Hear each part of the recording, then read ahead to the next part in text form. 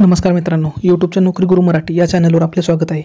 मित्रांनो, आरोग्य विभाग भरतीमध्ये जे 28 फेब्रुवारी रोजीचे पेपर झाले होते, तर त्या पेपरांमध्ये आरोग्य सेवक ह्या जो पदाची परीक्षा झाली होती, तर याचे जे निकाल होता त्यांनी निकाल हा पेंडिंग ठेवला होता. तर त्याच्या संबंधितची ही माहिती आहे. तर या ठिकाणी तुम्ही पाहू शकता, आरोग्य विभागाने आता हे रोहित पवार साहेबांचे ट्विट आहे. तर त्यांनी काय सांगितले की आरोग्य विभागाकडे जे गट क आणि ड संवर्गातील पदांसाठी घेतलेले परीक्षेच्या प्रलंबित निकालाबाबत आरोग्यमंत्री राजेश टोपे साहेबांची भेट घेतली.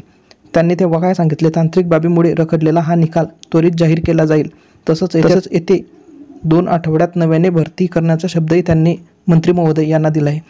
तर काही दिवसामध्येच हा जो निकाल आहे आरोग्य सेवकचा जो निकाल आहे हा लवकरच लागणार आहे आणि याच्यानंतरची जे भरती होणार आहे ही लवकरात लवकर होणार आहे आणि त्याची 2 आठवड्यामध्ये ते भरती कशी होणार आहे याचीही ते नवीन अपडेट आपल्याला देणारच आहे.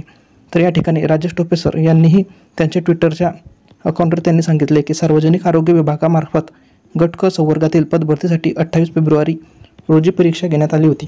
त्यातील आरोग्य सेवक या पदाचा निकाल प्रलंबित होता. हा निकाल लवकर जाहीर करण्याचे निर्देश दिले आहे. तर हे त्यांनी सांगितले. त्याच्यानंतर त्यानुसार या परीक्षेचा निकाल येत्या 3 दिवसात जाहीर करण्यात येईल. गुणवत्तेनुसार पात्र उमेदवारांना नियुक्ती देण्यात येणार आहे.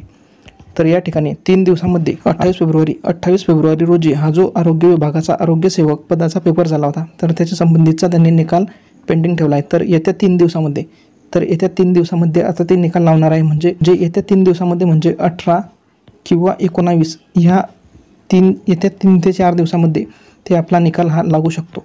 आणि त्याच्यानंतर जे त्यांनी सांगितले की पुढील जी भरती होणार आहे त्याचेही ते अपडेट देतच राहतील. जशी नवीन अपडेट येईल तशी आपल्या चॅनलवर आपण दाखवणारच आहोत. व्हिडिओ जर चांगला वाटला असेल तर लाईक करा आणि इतर तुमच्या मित्रांपर्यंत व्हिडिओ शेअर करा. धन्यवाद.